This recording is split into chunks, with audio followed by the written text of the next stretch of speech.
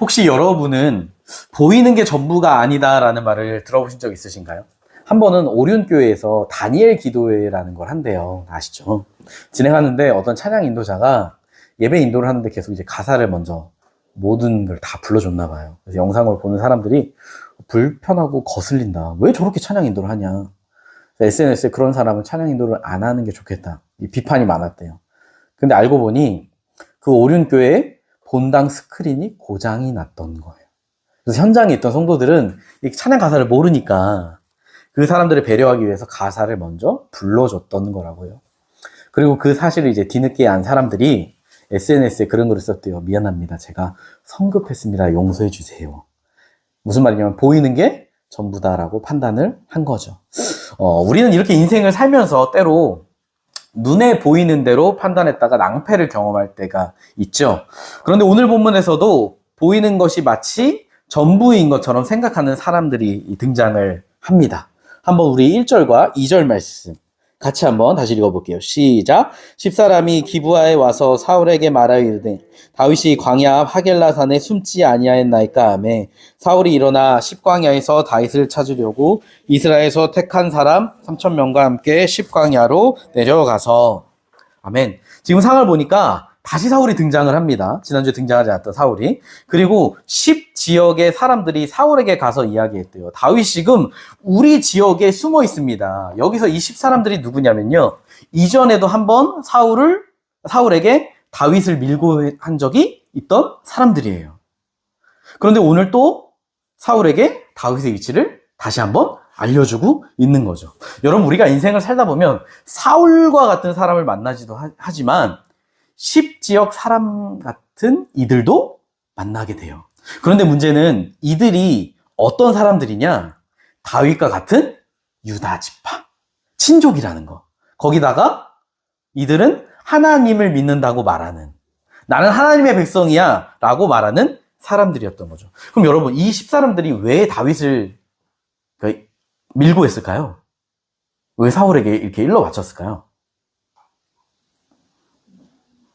네, 모르시겠어요? 다윗 때문에 자기 유다 지파가 찍혔잖아요. 그래서 핍박받고 출세길도 막히고. 그러면 사는 길이 뭐예요? 다윗을 사울에게 바쳐야 사울 라인이 될 거 아니에요. 우리는 흔히 이런 사람들을 기회주의자라고 하죠. 여러분, 참 이렇게 이기적이고 영적으로 눈먼 사람들의 특징이 뭐냐면요. 항상 눈앞에 있는 것만 봐요. 그게 전부인 줄 알아요. 지금 다윗이 하나님께로부터 기름 부음 받았잖아요. 그런데요, 이 10사람들은요, 다윗이 그런 사람인지 아니면 미래의 왕이 될 건지 그런 거에 관심이 없어요. 지금 사울의 나라가 끝나고 다윗의 나라가 오고 있는데 심지어 그걸 사울도 아는데 이들은 뭐만 봐요? 이 땅에 있는 현재 땅의 나라만 보니까 하나님 나라 역사를 보지 못하는 거예요. 제가 최근에 유튜브에서 영상 하나를 봤는데 그게 뭐냐면 교회 오빠라고 그게 뜨더라고요. 보신 적 있으세요? 교회 오빠 아세요? 예전에 다큐 영화로 상영했던 건데요. 이 두 부부 다 크리스찬이에요. 근데 어느 날 남편이 암에 걸려요. 대장암 4기. 그리고 4달 뒤에 아내가 혈액암 4기를 진단받고 시어머니가 자살을 했어요. 절망해서. 그리고 결국 남편이 점점점 하다가 죽어요. 근데 이 남자가 그 아픈 와중에 하나님을 원망하지 않고 욥기를 묵상하면서 주님 제게 끝까지 버틸 힘을 주세요.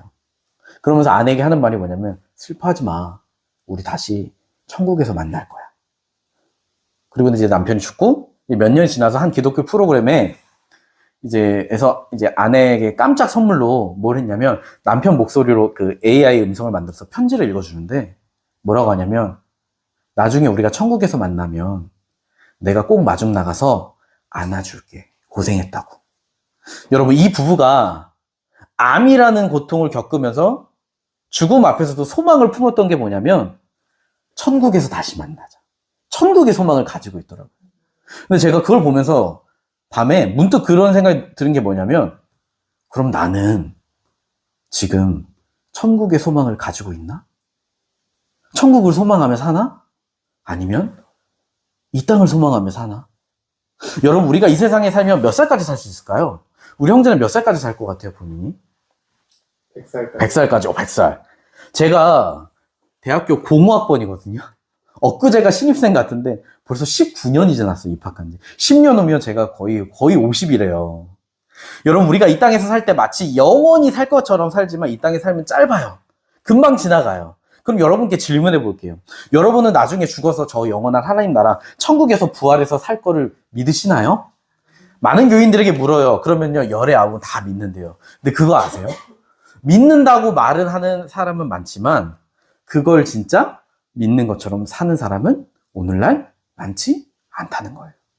천국이 있고 부활이 있다고 믿는데 마치 다들 이 세상이 끝인 것처럼, 하느님 나라가 없는 것처럼 살아요.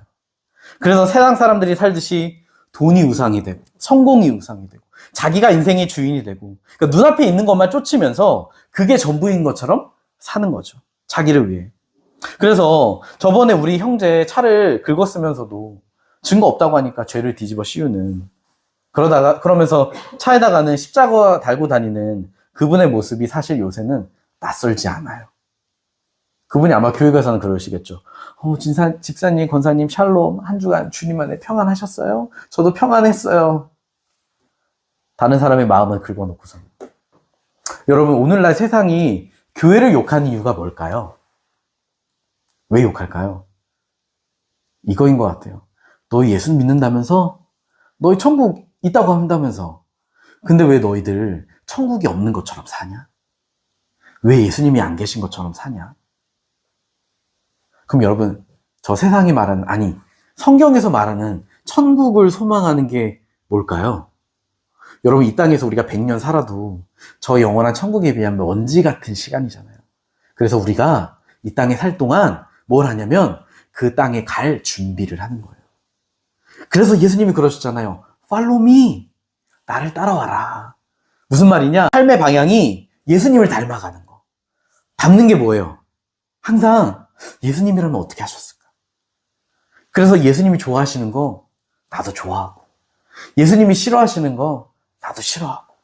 그래서 예수님이 그러셨듯이 하나님 사랑하고, 기도하며 뜻을 구하고, 순종하고, 타협하지 않고, 아픈 자, 가난한 자, 연약한 자의 친구가 되어주고, 죄와 싸우고, 세상에 타협하지 않고, 힘든 일 있는 사람 있으면 같이 울어주고, 위로하고, 기쁜 일 있으면 같이 웃고, 질투하지 않고, 그렇게 섬기며 사는 거. 왜요? 천국이 그런 곳이니까. 그래서 우리에게 주신 삶이 뭐예요? 너희가 교회 안에서 그렇게 살아라. 세상에 나가서 그렇게 살아라. 그래서 만약 천국이 없고 하나님 나라가 거짓말이라면 이 세상에서 가장 불쌍한 사람이 되는 것처럼 살아라. 여러분, 그게 진짜 예수님 믿고 천국 소망하는 사람들의 삶 아닌가요? 여러분은 어떠세요? 여러분은 정말 예수님 믿으세요? 천국을 소망하며 하나님 백성으로 살고 계신가요? 주님 앞에서 대답하시면 될 것 같아요. 오늘 본문의 2절을 보니 이 10사람들의 밀고 덕분에 사울이 다시 군사 3,000명을 이끌고 왔대요. 그러자 다윗이 4절에 정탐꾼을 보냈대요. 정말 사울이 왔나? 자, 여러분, 다윗은 오늘 본문에서 왜 굳이 사울이 왔나 정탐꾼을 보냈을까요? 왜 저는 보낸 적이 없는데. 그 이유는 이전에 다윗이 동굴에서 사울 목숨 한번 살려줬잖아요. 그래서 사울이 내 아들 다윗아, 내가 잘못했다. 너가 옳고 너가 다음 왕이 될 거야. 하고 갔잖아요. 근데 다윗은 알아요. 사울의 마음이 쉽게 바뀌지 않을 거라는 거. 근데 마음 한편에 뭘 했냐? 기대를 한 거예요. 혹시 자기를 향한 사울의 마음이 긍정적으로 좀 바뀌지 않았을까? 근데 보니까 어때요? 결론은 여전히 그대로다. 그래서 뭐라고 하냐면 과연 왔구나. 그럼 여러분, 다윗은 왜 여태껏 사울에게 그렇게 당했으면서 사울에게 그런 기대를 했을까요? 마음이 바뀌지 않았을까? 여러분, 저번에 다윗이 동굴에서 사울 살렸을 때 다윗을 사울을 뭐라고 불러요, 다윗이? 기억나세요? 내 아버지여 그랬잖아요. 근데 저는 처음에 이 말이 그냥 장인이니까 아버지라고 하는구나. 그래서 제가 그때 얘기했는데, 제가 이 사무엘상 앞을 자세히 보니까 이 의미에는 또 다른 말이 숨어져 있더라고요. 그게 뭐냐면, 사울이여, 당신은 내게 아버지와 같은 사람이었습니다. 의미더라고요. 여러분, 제가 인터넷에서 이혼 변호사라는 만화를, 이혼 변호사가 이렇게 하는 만화를 보는데, 어떤 남자가 아내가 바람이 났대요. 누구랑 났는 줄 아세요? 자기 아버지처럼 여기던 자기 친형과 아내가 바람이 난 거예요. 이혼을 하고 아내가 그 집에 살더래요. 여러분, 그러면 그 남자는 얼마나 그 충격과 상처를 받았을까요? 뭐라고 표현하냐면 마치 누가 칼로 내 몸을 찌르는 것 같다. 아프다. 근데 오늘 본문에 다윗도 그랬대요. 여러분, 우리가 다윗이 왕으로 기름 부음 받은 때를 생각해 보세요. 당시 사울이 귀신 들릴 때마다 다윗이 궁전에 불러가서 수금을 타요. 그럼 악한 영이 떠나고 사울이 안정이 찾아요. 그러니 사울에게 있어서 다윗은 어떤 사람이에요? 없어서는 안 될 사람. 늘 옆에 두는 사람이죠. 그리고 나중에 이 다윗이 골리앗 죽일 때 극적으로 승리했을 때 여러분, 사울이 보기에 이 다윗이 얼마나 이뻐 보였겠어요. 그래서 사울이요, 이 이스라엘 왕국의 모든 일을 다윗에게 맡길 정도로 정말 다윗을 좋아했어요. 그래서 다윗이 왕궁에 살면서 왕의 식탁에서 왕자들과 왕과 밥도 먹고, 그러니까 이 다윗에게 있어 사울은요, 무슨 존재였냐? 아버지 같은 존재였다고요. 그럼 다윗이 무슨 생각했겠어요? 야, 이렇게 하나님의 뜻이 이루어지는구나. 저 아버지 같은 사울이 나를 이끌어주고 언젠가는 저 자리에 앉혀주겠지? 그렇게 하나님의 신실하심과 선하심을 막 즐거워했다고요. 근데 어느 날 여인들이 노래를 불러요. 사울이 죽인 자는 천천히고 다윗이 죽인 자는 만만이다. 이 사건 이후에 사울이 다윗을 미워하죠. 미워한 이유가 뭐냐? 하나님이 자기를 버리고 다윗과 함께 하시는 게 보이니까. 그럼 여러분, 이 다윗의 마음을 그 당시 생각해 보세요. 내가 아버지처럼 여기던 존재가 아들이 잘 되면 어떻게 돼요? 우리 예담 예찬이가 잘 돼. 그럼 질투해요? 제가? 이놈들이 아버지보다 잘 나가? 아니죠. 축복해주고 격려해줘야 되는데 그 아버지 같은 존재가 지금 어떻게 해요? 잘 나간다니까? 죽이려고 해요. 다윗은 아무런 잘못이 없는데. 그러니까 하나님의 약속, 다윗의 인생이 다 산상조각 나요. 이제 궁이 아니라 습한 동굴에서 야생동물 찌꺼기나 먹거나 굶어요. 여러분, 한때 블레셋과 싸울 때 목숨을 함께했던 동지들이 이제는 자기를 죽이러 쫓아와요. 심지어 자기의 아내였던 미갈은 다른 사람에게 강제로 시집 보내줬어요. 그러니 다윗이 사울에게 내 아버지요 라는 말은요, 당신은 내게 아버지였습니다. 그러니 내 마음을 좀 알아주세요. 내게 다시 아버지가 되어주세요 라는 표현이었던 거예요. 그런데 오늘 본문의 다윗이 어때요? 지금 그 모든 기대가 다 무너져 버린 거죠. 여러분, 제 아는 지인 목사 중에서도 영적 아버지라 여겼던 사람들에게 이런 일을 당한 경우가 많아요. 부목사들이 보통 교회를 갈 때 어떤 마음으로 가냐면, 목사님, 당신의 목회를 배우고 싶습니다. 당신이 그리스도인으로서 어떻게 사는지 보고 배우고 싶습니다. 저의 영적 아버지가 돼주세요. 실제로 어떤 한 부목사는 성인 예배 설교 시간에 설교를 했는데 그날 설교가 반응이 좋았나 봐요. 얼마 지나지 않아 담임 목사가 부르더래요. 그러면서 이제 은근히 설교 비하를 하면서 너 사역 똑바로 해라. 그리고 결국 뒤통수를 크게 맞았죠. 들어본 얘기일 수도 있어요. 그 교회에서 나오고 나서 이제 그걸 아는 사람들이요, 야, 그 사람 정말 목사냐? 예수 믿는 거 맞냐? 세상 사람들도 그렇게 하지 않는데. 밖에서는 어때요? 아주 좋은 목사님으로 알고 있죠.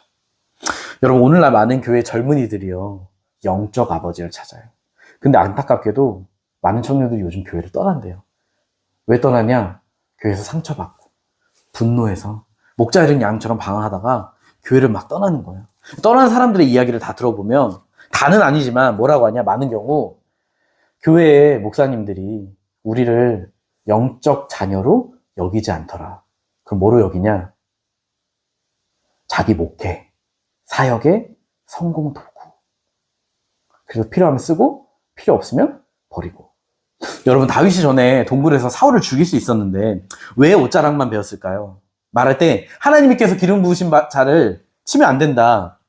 근데 다윗 한편 마음에 무슨 마음이 있었냐면, 내가 이렇게 하면 사울이 나에 대한 오해를 풀지 않을까? 자기의 순수한 마음이 증명될 수 있을 거라 생각한 거예요. 실제로 이렇게 교회 목사님과 리더들과 관계가 어긋나고 깨지는 경우요, 많은 젊은 사람들이요, 무슨 생각하냐? 나에게 잘못이 있나? 왜 나한테만 그러지? 내가 이렇게 순수한 마음을 보여주면 내 마음을 알아주지 않을까? 죄책감을 가진대요. 아니면 분노해서 창을 던지거나. 근데 하는 말이 어느 양쪽으로 해도 그 문제가 해결이 됐느냐? 아니요. 오히려 더 꼬여가기만 하고 서로에게 상처만 남더래요. 왜요? 오늘과 사울과 다윗의 문제, 그 청년들이 겪었던 그 문제는 단순한 관계적인 문제가 아니거든요. 영적인 문제예요. 그렇기 때문에 사람의 방법이나 지혜로 해결되지 않는 거예요. 그러면 오늘 본문의 다윗은 그 상처와 분노가 가득한 마음을 어떻게 해결하느냐? 우리 한번 5절 말씀 같이 읽어보도록 하겠습니다. 시작! 다윗이 일어나 사울이 지친 곳에 이르러 사울이 진영 가운데 누웠고 그를 둘러 진쳤더라. 보니 사울이 근처로, 그러니까 다윗이 사울이 진친 근처로 갔대요. 온 걸 알고. 왜 갔는지는 성경은 말하고 있지 않아요. 근데 봤더니 지금 사울이 진영 한가운데 누워있고 그 주변에 백성들, 군사들이 둘러싸고 있는 거예요. 무슨 말이냐면 지금 사울 한 명을 보호하려고 겹겹이 방어진을 다 친 거예요. 그런데 이 상황에서 다윗이 6절을 보니까 내가 지금 사울에게 가려고 하는데 누가 같이 가겠냐? 그리고는 7절에 다윗의 신하 아비새와 함께 가요. 근데 신기한 건 가서 봤더니 사울이 진영 가운데서 자고 있는데 밤이었나 봐요. 그 머리 곁에 창이 꽂혀 있고 사울의 장군 아브넬도 자고 군사들도 다 자고 있는 거예요. 여러분 이상하지 않아요? 우리 군대 갔다 온 사람들은 다 알아요. 이거는요 말도 안 되는 이야기예요. 군대에서 제일 중요하게 생각하는 게 뭔지 아세요? 보안, 경계예요, 경계. 그래서 군인들은 새벽에도 내무실에서 불침번을 쓰고요. 밖에 보초를 다 교대로 써요. 한 2시간에서 2시간 반씩. 왜냐면 만약 북한이 간첩을 보내서 군부대 왔는데 다 자. 그럼 다 전멸하는 거예요. 다 죽이는 거예요. 그래서 옛날에 전에도 탈북 군인이 비무장지대를 통과하고 내무실 문 두드릴 때까지 아무도 그 사실을 몰라서 난리가 난 적이 있어요. 근데 지금 다 그러고 있는 거예요. 자요. 그리고 그 이유를 12절에 이렇게 이야기해요. 여호와께서 그들을 깊이 잠들게 하셨다. 여러분 여기서 깊이 잠들다라는 표현이 구약에서 또 어디 나온 줄 아세요? 여러분이 잘 아는 구절이에요. 하나님께서 하와를 만드실 때 아담을 깊이 잠들게 하셨다. 그 잠 깊이가 얼마나 깊어요? 갈비뼈를 하나 빼가도 모를 정도로 자는, 지금 그렇게 자는 거예요. 그러자 다윗의 부하 아비새가 뭐라고 하느냐? 8절 말씀 같이 읽어보겠습니다. 시작! 아비새가 다윗에게 이르되 하나님이 오늘 당신의 원수를 그러므로 청하오니 내가 창으로 그를 찔러서 단번에 땅에 꽂게 하소서. 내가 그를 2번 찌를 것이 없으리이다 하니. 아멘. 다윗이요 오늘 하나님께서 당신의 원수 사울을 당신의 손에 넘기셨습니다. 내가 창으로 한 번에 깔끔하게 끝낼게요. 자 생각해 보세요.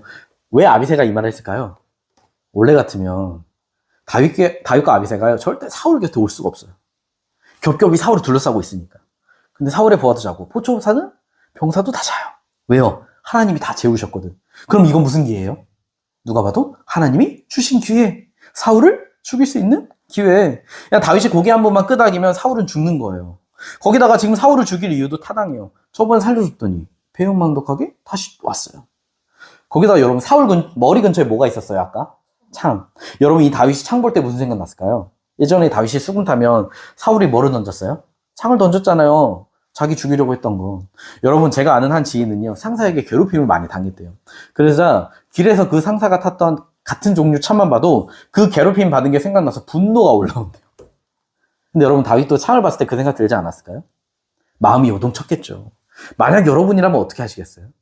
죽입니까 안 죽입니까? 이렇게 뚝 찾아왔는데 대부분 죽이죠. 왜요? 상황이 너무 퍼펙트 하잖아요. 야 이건 하나님이 주신 기회다. 근데 다윗은 어떤 선택을 하느냐? 9절 말씀 읽어볼게요. 시작.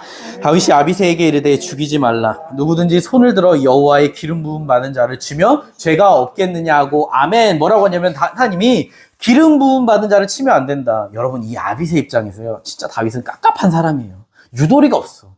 지금 기름 부음 받은 자건 아니고 그게 뭐가 중요해요? 사느냐 죽느냐인데. 미친 사람인데 아니 저번에도 살려줘서 지금 우리가 또 이 지경이 된 건데 답답하다 속으로 생각을 했겠죠. 그럼 여러분 다윗은 그렇게 지독하게도 여태껏 사울에게 당했으면서 왜 또 이런 선택을 했을까요? 그 이유는 바로 보이는 게 전부가 아니란 걸 알았으니까. 여러분 우리가 어떤 상황에서 하나님 뜻과 음성을 잘 모르는 이유가 뭔지 아세요? 우리의 욕심과 우리의 생각을 가지고 상황을 판단하거든요. 한 번은 제 지인이 짝사랑하는 여자가 생겼대요. 기도했대요. 하나님, 제가 그 애를 좋아하는데 저 애도 저를 좋아할까요? 그러자 무슨 응답을 받았을까요? 저 애도 너를 좋아해, 많이. 그래서 고백하려고 했더니 알고 보니 남자친구가 있더래요. 이거 사실 옛날 제 얘기예요. 20대 초반 때. 이 지인이 아니죠, 저죠. 문제가 뭐였을까요? 자기 마음의 욕망의 소리를 하나님의 소리라고 착각한 거예요. 여러분 성경에 요나 아세요, 요나? 물고기 배에 3일 동안 있던 사람. 하나님께서 어느 날 요나에게, 야, 너 이스라엘을 니느웨 가서 죄 때문에 너네 심판받을 거라 해라. 회개하라고 해라. 요나가, 싫어요.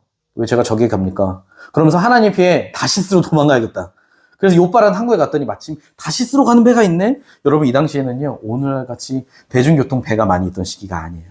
이 배 타는 것도요, 타이밍 맞추는 게 정말 어렵대요. 거의 없으니까. 근데 갔더니 마침 있네? 와, 내가 도망가는 게 순탄한 거 보니 하나님 뜻인가 보다. 자기의 욕심과 생각으로 상황을 판단해요. 그래서 물고기 배에 며칠 있었어요? 3일이나 같이 있잖아요. 그리고 나서야 정신을 차렸죠. 여러분 우리가 어떤 상황이나 환경 가운데 하나님 뜻을 분별할 때는요, 내 생각, 내 욕망, 걱정, 미움, 두려움, 세상의 편견, 인간적인 방법 이런 거 다 내려놔야 돼요. 그러지 않으면요, 우리는요, 눈앞의 현실을 보고 내 욕심이나 감정을 딱 투영해서 본다고요. 그럼 뭐가 들리겠어요? 하나님의 뜻이 들리겠어요? 아니죠. 내 내면의 소리, 사탄의 소리, 욕심의 소리가 들리죠. 그래서 참으로 어떤 사람은 사울을 찔러 죽일 수도 있는 거예요. 해결이 안 되죠. 근데 다윗도 지금 이 상황에서 수많은 소리가 들려요. 야, 사울 죽이면 쉽게 갈 수 있어. 너는 할 만큼 했어. 아무도 비난하지 않아. 네가 그동안 당한 상처, 분노 생각해봐. 야, 너는 그 인간을 아버지로 여겼는데 그놈 널 죽이려 해. 야, 더군다나 지금 사울이 미쳤잖아. 백성을 돌보지 않는데 그거 놔두면 되냐? 네 백성 구원해야 될 거 아니야? 야, 사울이 여태까지 죽였던 사람이 한두 명이야? 근데 지금 다윗은요, 그렇게 자기 부하의 소리, 환경의 소리, 마음에 있는 분노의 소리가 들리는데 그걸 듣지 않아요. 그리고 뭐에 기울이냐? 하나님의 소리에 기울여요. 그리고 알게 된 게 뭐냐? 야, 하나님이 지금 나를 지켜보고 계시는구나. 하나님께서 지금 나에게 물으시는구나. 다윗, 너 네 손으로 피를 흘려서 네 분노 때문에 복수해서 너의 나라를 이룰 거냐? 아니면 내가 주는 하나님의 나라를 기다릴 거냐? 여러분, 사람에게 제일 어려운 게 뭔지 아세요? 기다리는 거예요. 왜냐면 주변 사람들이 보기에 시간 낭비하는 거 같고 답답해 보이거든요. 그래서 야, 바보같이 가만히 있지 말고 뭐라도 좀 해봐. 우리 교회가 예배를 드리기 시작한 지 벌써 1년이 돼가고 있어요. 다음 주면 1주년인데 저희가 처음에 어때요? 가정에서만 예배만 드렸죠. 그리고 여기 오고 나서야 뭐 나눔도 하고, 근데 주변에서 물어요. 그럼 뭐뭐 하냐? 예배하고 나눔밖에 안 해요 하니까 사람들이 이상하게 생각해요. 왜냐면 제가 청소년 사역할 때 같이 했었지만 이모저모 여러 막 사역도 하고 와 하면서 행사도 많이 하는 사람이었거든요. 아니 근데 교회를 좀 알리려면 광고도 하고 어필도 하고 이모저모 사역도 해서 좀 해야 되지 않냐. 맞아요, 여러분. 하면 할 수 있어요. 여러 가지 아이디어도 있어요. 근데 왜 아직 안 하고 있냐? 기다리는 거예요. 뭘 기다릴까요? 이 교회를 향한 하나님의 뜻이 분명히 비추어질 때까지. 그래서 하나님의 일하심이 보일 때까지 기다리는 거예요. 그래서 여러분 오늘 처음으로 우리 그 쌍둥이들과 영화부 예배를 오전에 드렸어요. 처음으로. 왜요? 하나님께서 계속 마음을 주셨거든요. 이 예배를 드려야 된다. 그래서 제가 처음에는 다른 교회 영화부 있는 데를 보낼까? 하는데 주님께서 마음에 네가 직접 하면 되잖아. 주님, 저는 영화부를 해본 적이 없어요. 야, 처음부터 해본 사람이 어딨어? 알겠습니다. 그래서 오늘 했어요. 그게 보이니까 하는 거예요. 그래서 오늘 애들이 계속 아멘, 아멘, 아멘 이러고 했던 거 그거예요. 여러분 성경에 사도 바울 아시죠? 여러분 사도 바울이요. 원래는 그리스도인들 괴롭히는 사람이었잖아요. 근데 어느 날 다메섹에 또 그리스도인들 잡으러 가다가 환상으로 예수님을 만나요. 여러분 중에 혹시 나 환상으로 예수님 만난 적 있다? 없어요. 근데 여러분 이상한 건요. 그렇게 놀랍게 예수님 만났으면 바로 예수님을 본격적으로 전하면서 간증도 하고 집회도 다니고 자기 광고도 하고 야 내가 환상을 봤는데 하면서 책도 쓰고 그래야 유명해지고 잘 나갈 거 아니에요. 근데 여러분 바울이 성경에서 본격적으로 사역을 시작한 게 언제인 줄 아세요? 예수님 만나고 약 10년 후에, 그러면 그 전까지 주변 사람들이 뭐라고 했을까요? 야, 너 한상통에 예수님 만났다며? 그럼 뭐라도 좀 해봐. 이러고 있는다고 뭐가 되겠어? 근데 바울이요, 잠잠히 준비하며 기다려요. 언제까지? 하나님의 뜻이 보일 때까지. 하나님이 세우실 때까지. 그리고 그렇게 딱 주님의 때가 되니까 바울이 노력하지 않아도 하나님이 이것저것 보내시는데 수많은 교회를 세우게 하시고 신약 성경 서신도 대부분을 쓰게 하시고 놀라운 역사를 행하셨어요. 근데 여러분 그거 아세요? 성경에 하나님의 사람들은 다 그렇게 기다렸대요. 주님을. 근데요, 사실 그렇게 기다리는 거 쉽지 않아요. 왜요? 머리로 날아도 마음에 두려움이 있거든요. 그렇게 하나님 때 기다리면요, 세상으로부터 비웃음도 당하고 조롱도 당하고 실패자가 된 것 같기도 하고 자유하기 쉽지 않아요. 그래서 그때 필요한 게 뭐냐? 바로 믿음이에요. 자, 여러분 질문. 그러면 다윗은 이 상황 속에서 어떻게 그 기다림의 믿음을 가질 수 있었을까요? 어떻게 해서 다윗은 그 기다림의 믿음을 얻게 됐을까요? 첫째는 우리가 지난주에 경험했잖아요. 나발이 다윗 모욕했는데 복수하러 가다가 하나님 음성 듣고 멈추잖아요. 맡겼잖아요. 그러니까 어떻게 됐어요? 누가 나발을 쳤어요? 하나님이 치셨잖아요. 심장마비로 죽고. 그래서 다윗은 나발의 아내와 혼인하고 그 모든 재산이 다 다윗께 됐어요. 그래서 그걸 통해 안 거예요. 야, 하나님이 맡기니까 하나님이 책임지시는구나. 그리고 두 번째, 오늘 본문의 상황을 통해서 또 안 거예요. 아까 제가 이야기했지만 사울에게 접근하는 거 불가능해요. 군사들이 있으니까. 근데 그 인간적인 힘이 하나님이 이렇게 딱 재우시니까 아무런 의미가 없어요. 그래서 안 거예요. 야, 하나님이 하시면 사람이 막을 수 없구나. 하나님께서 다윗을 왕으로 세우신다고 하면 사울이 아무리 날뛰어도 막을 수 없는 거구나라는 걸 깨닫게 된 거죠. 여러분, 오늘날 상처받는 사람들이 하는 말이 그거예요. 아, 저 사람 때문에. 부부들이 이혼하고 날 때 내가 너 안 만났으면 이렇게 안 살았을 때 너 만나서 이렇게 됐다. 인생 망했다. 저도 한때 그렇게 생각한 적이 있어요. 이거는 제 아내를 두고 생각했다는 게 아니라 목회 쉬면서 아, 내가 만난 사울 때문에 내 목회가 이렇게 됐다. 근데 어느 날 말씀을 보는데 갑자기 문득 요셉 이야기를 딱 보면서 갑자기 하나님의 관점이 보이는 거예요. 여러분, 요셉이 갑자기 형들에서 노예로 팔리고 억울하게 모함받아서 감옥에 갔잖아요. 근데요, 그렇다고 해서 하나님이 예수님한테 지금 큰일 났어. 요셉이 노예로 팔렸어. 감옥 갔다니까? 어떻게 하지? 아, 저놈들이 우리 계획을 다 망쳤네? 하지 않으셨더라고요. 제가 사역 쉬니까 하나님이 야, 유석이 어떡하냐. 지금 사역 쉬고 큰일 났다. 저 사울 같은 놈들 때문에 우리 유석이 목회길이 문제 생겼다. 라고 하지 않으셨어요. 무슨 말이냐? 감히 저 사울 따위가 다윗의 인생을 망칠 수 없듯이 여러분, 우리 인생의 사울들, 십지역 사람들이 우리 인생을 망칠 수 없어요. 왜냐하면 주님께서 우리를 돌보시니까. 근데 여러분, 주님께서 우리를 돌보시는지 어떻게 알 수 있을까요? 간단해요. 나의 삶에서 주님을 만나고 경험하게 되면서 알게 되는 거예요. 여러분, 믿음은요, 단순히 머리로만 아는 게 아니에요. 지식을 넘어서 내 삶에서 주님을 만나고 경험하고 아는 만큼 깊어진대요. 여러분, 제가 전에도 얘기했지만 중등부 사역 시절에 성경 지식을 정말 많이 하는 친구가 있었어요. 질문하면 대답 다 하고. 근데 그 애가 신천지 갔잖아요. 가족 다 같이. 만나니까 하는 말, 신천지가 예수님이다. 왜요? 그 얘는 예수님에 대해서는 알았을지 모르지만 예수님을 아는 자리로 가지는 못했던 거예요. 예수님을 아는 게 뭐예요? 십자가에 달리시고 부활하신 예수님이 나를 위해 그렇게 하셨구나. 그래서 나의 예수님이 되고 나의 주님이 되고 그 주님을 삶에서 만나고 교제하면서 그 하나님 역사를 경험하는 거. 왜요? 믿음은 살아계신 주님과의 인격적인 관계니까. 그래서 항상 믿음의 선배들은요, 다 마음이 깊숙한 곳으로부터 알았대요. 나를 위해 생명을 내주신 저 예수님이 내 목자시고 나는 그분의 양이구나. 그래서 내 삶을 인도하시고 날 지키시는구나. 그래서 우리는 그분이 앞서가면 따라가고 멈추시면 기다리면 되는 거라고요.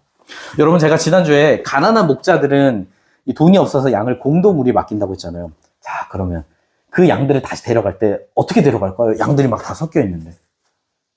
목자 목소리만 듣고도 양들이. 맞아요. 목자가 양 이름을 불러요. 유서가 종아나 헤이나 용과 함께 가자 그러면요 그 양들이 목자의 음성인 줄 알고 목자를 졸졸졸 따라간대요. 근데 예수님이 그러세요. 내가 목자고 너희는 양이야 나의. 그래서 너희 안에 있는 상처와 분노의 소리, 세상의 소리, 너희들 안에 있는 내면의 소리, 욕심의 소리 듣지 말고 뭘 들으래요? 주님의 음성을 들으래요. 그래서 잠잠히 기다리래요. 여러분 기다린다는 건 뭐냐면요. 맡긴다는 거예요. 몸을 기댄다는 거예요. 근데 그렇게 우리가 주님께 맡기면요. 예수님이 어떻게 하세요? 우리를 고쳐주세요. 그리고 한 걸 한 걸음 주님의 방법으로 인도해요. 때로 우리가 우리 일이 실패할 때도 있겠지만 인도하세요. 고치신다니까요. 왜요? 예수님께서 우리의 모든 죄와 상처와 아픔과 그 짐을 다 십자가에 짊어지셨으니까. 그래서 주님, 제가 이런 사람 이런 문제대로 지금 아프고 힘들어요. 저 실패했어요. 넘어졌어요. 제가 하지만 세상이 말하는 소리, 눈앞에 보이는 환경의 소리 듣고 반응하고 창을 던지고 하는 것이 아니라 주님의 음성을 듣기 원해요. 내가 어떤 사람이 향해 분노를 가지고 있어요. 그 분노, 심판? 주님께 맡깁니다. 주님, 내가 어떤 아픔을 가지고 있어요. 이것이 내 것이 아님을 고백합니다. 그래서 주님, 나의 눈앞에 있는 보이는 현실이 그 아픔이 나의 삶의 전부가 아님을 알게 해주세요. 주님과 주님의 나라를 꿈꾸며 살게 해주세요. 그러면요, 주님께서 우리 영적인 눈과 귀를 열어주신대요. 주님과 그의 나라를 보게 해주신대요. 그리고 우리에게 함께 걷자 말씀하시는 그 음성을 들을 수 있게 하신다는 거죠. 저는 사랑하는 우리 함께 걷는 교회 성도님들의 삶에 우리를 부르시며 함께 걷자 말씀하시는 주님의 음성 듣기를 소망합니다. 때로 우리 삶에 수많은 사울이 있죠. 십지역 사람들을 만나고 실패를 겪고 어려운 일 겪는다 할지라도 때로 내가 영적 아버지로 여겼던 사람들에게 상처받을 수도 있죠. 근데 주님은 다 아세요. 우리의 모든 아픔. 그리고 그걸 고치시기 원하세요. 왜냐하면 우리는 그분의 양이니까. 그래서 우리의 목자 되시는 예수님께 우리의 모든 짐과 그 모든 것들을 맡기고 기다리며 주의 음성을 듣고 따라가는 우리 모든 성도님들 되시길 예수님의 이름으로 간절히 축복합니다.